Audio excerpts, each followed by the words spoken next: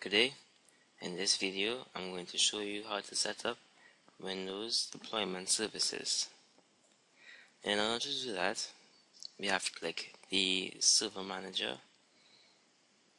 icon here, and then we can go to Roles,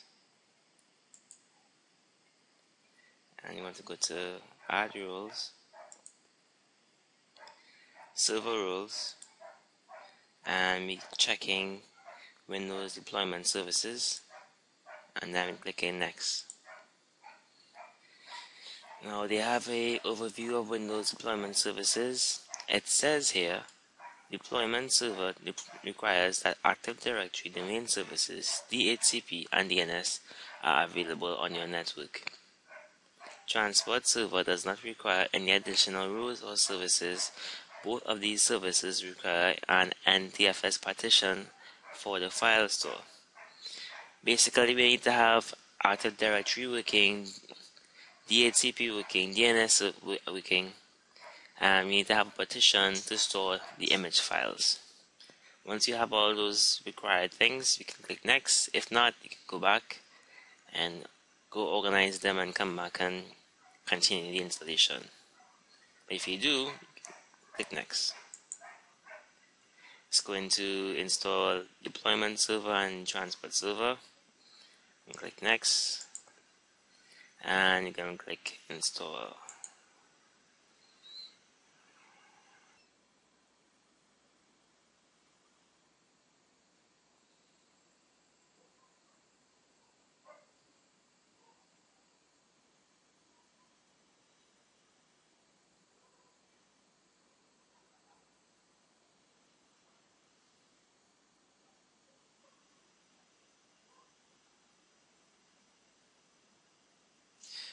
Right, so the installation is succeeded. Click Close. Next, what we need to do is configure the Windows deployment services. So if you expand roles, you will see Windows deployment services, and you click plus, and you see there's a deployment server icon here. If you're not seeing this icon, you can go to Action and refresh, and it should appear. Now we have a plus sign here. We can plus this, and you can see we have a server that we created here under Windows deployment, but it's not configured. So if we select it, and it says here to configure the Windows deployment server, select the server node on the action menu and click configure. So if I right click here, it says configure server. Let's click that, and it is telling you what is necessary for a successful install. You can read this here and click next. Here it's asking for the remote installation folder location. Now you see they have a path here. It's a C drive, but it's not recommended that it goes on the C drive. So I have a partition created for this purpose, and I'm going to change the drive letter to the partition letter. Now if you click browse, it's going to go through a process. You can do this just to get drive letter, but make sure to just change that alone, otherwise it won't work properly. Okay, now click next. Now DHCP option 60. Because we have DHCP running on this server, we will select both options. If not, leave them unchecked and click next. Now here we have the PXE, Pre-boot Execution Environment. This is a client server interface that allows network computers that are not yet loaded with an operating system to be configured and booted remotely by an administrator. So what we want to do is you want to select the third option to respond to all known and unknown client computers, and it's going to click finish.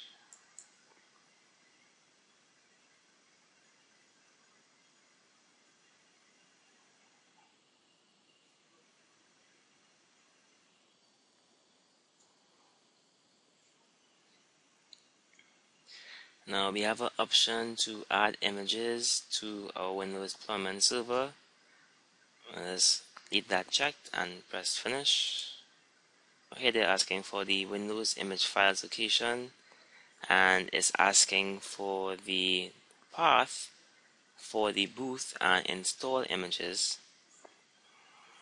So we're going to go, so right now would be a good time to put in your Windows DVD, whatever Windows you want to have as deployed, or load up your ISO file, and you can do that, and then click browse.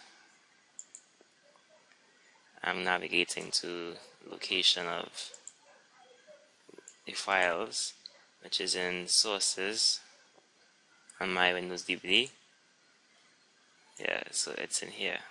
So I'm just going to select that and press next. It's creating an image group for me. I'm going to leave the default name and click next, and it's just reviewing the settings. So I'm just going to click next again. Right here it's adding the boot image. This could take a while because it has to load up the boot image and the install image. The actual size of the image files may vary depending on your Windows DVD. So I'll be fast forwarding for time's sake. Right, so the operation is complete, and we click finish. Great. Now, as that is completed, I want to show you some options we have with Windows deployment services before we actually deploy that Windows. So if I right click here on the server PC and I click properties, you see we have some options here. So we have PXE response settings, and we see how we selected the respond to all known and unknown client computers. We can also increase the delay time. We have directory services. Now here we have the new client naming policy. Basically this is what's going to create the names for the workstations that we're going to create using Windows deployment services. Now as it is right now, it's going to create a workstation using the username, and you see they gave us example here. So we don't necessarily want to use that, so I'm going to change it, but you don't have to. So what am I going to do? You see there's an option here for more information about specifying the computer name policy. Click that and you could read through this information here, and you could decide how you want to name your workstations. So for this, I'm just going to use W key S, and I'm going to put a tree here. I've already researched this information. This is going to generate this type of name, which is what I want. So with that, I have another option here to choose the location of the users when they're created. Now the default is that it's going to go into the same domain as the Windows deployment server, but we could choose a different location. We have to create it. So let's just click OK for now, and we could go to Active Directory Domain Services. Let's expand that, expand Active Directory system computers, expand our server /domain, and we can create an organizational unit. So right click here and go to new organizational unit. I'm going to call this image. You can call it whatever you want to call it. I'm just calling it this, and click OK. As you see, it shows up here. So I'm going to use this location for the new users that come from the Windows deployment services. I'm going back here on my deployed server. I'm going to right click and click properties. I'm going back to directory services. I'm going to choose that location. I'm going to click browse and expand this. And I'm going to use image and click OK. So this is location. I click apply. Okay. Great. There are more options in the properties which you can go through if you want, but for the sake of this video, that's all I'll go through. Now what we want to do is we want to run our deployment of our Windows 7 OS, and if you check here, you're going to see the image group created, and if you go to boot images, you'll see the image that you created right here. So in order to deploy our Windows, you need to create a new virtual machine, which I will do. New Windows 7 WDS, and well, it's already on 64-bit. I'm going to click next and leave these settings as default here, and leave the default settings again and create that. Default settings, click next, leave it as default, default again. Great, and we have created our virtual machine. So now when we power up and we click start,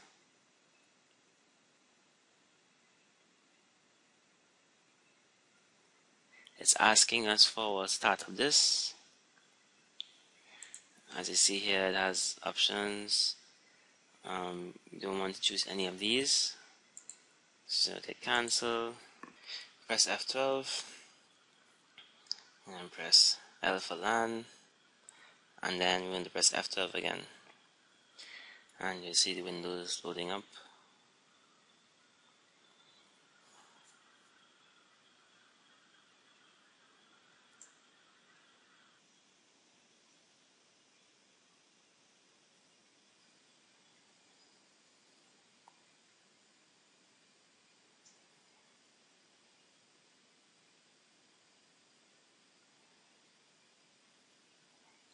Alright, so we have our first load up screen.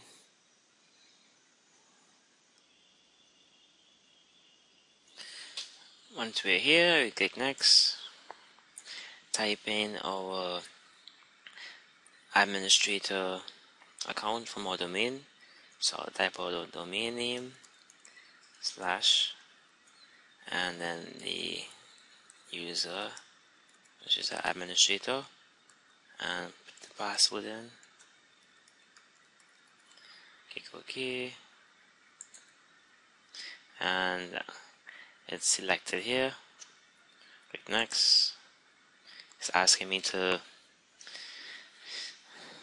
choose the drive I want to install Windows on.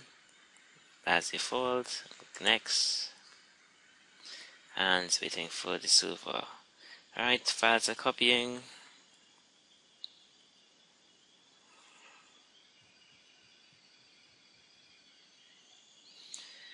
The usual Windows setup takes a little while, so I'll be fast forwarding this video in the interest of time.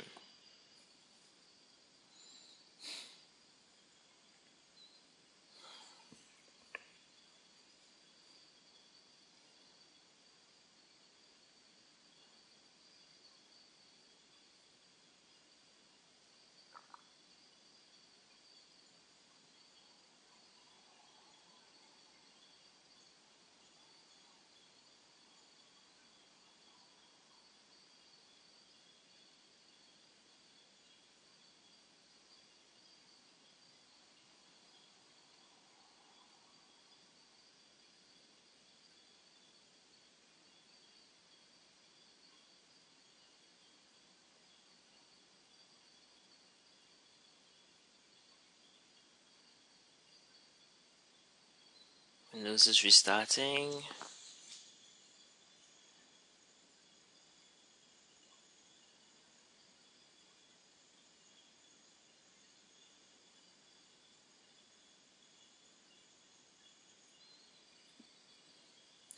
Now it's booting straight off of the hard drive.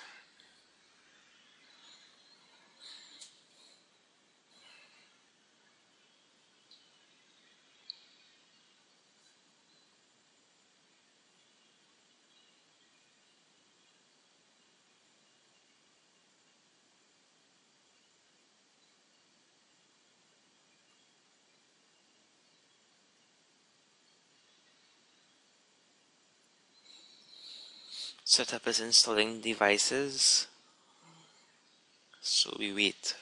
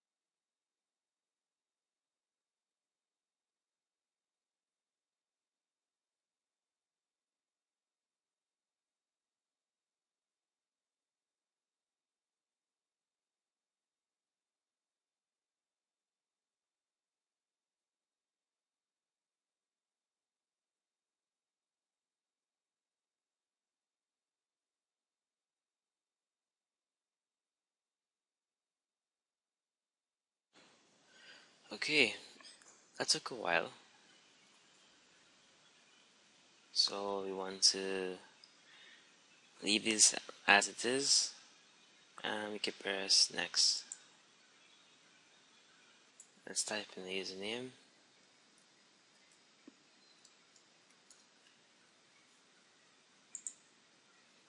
Let's create a password.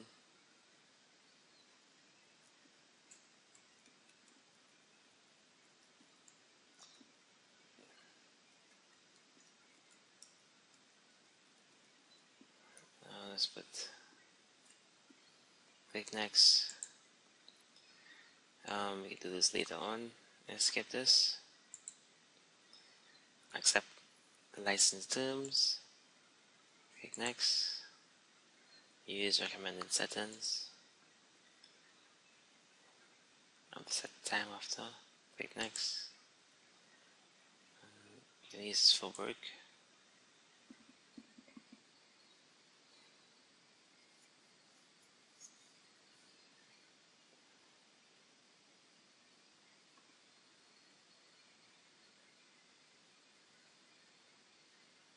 As you see here, Windows is finalizing our settings.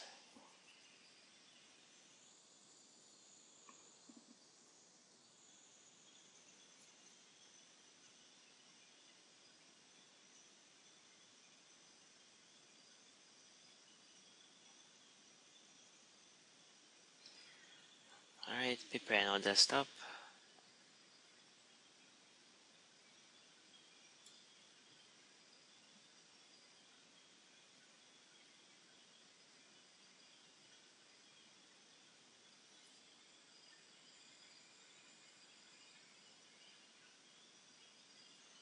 There you have it. We have successfully deployed a workstation using Windows deployment services. And that's it for this video. Thanks for watching.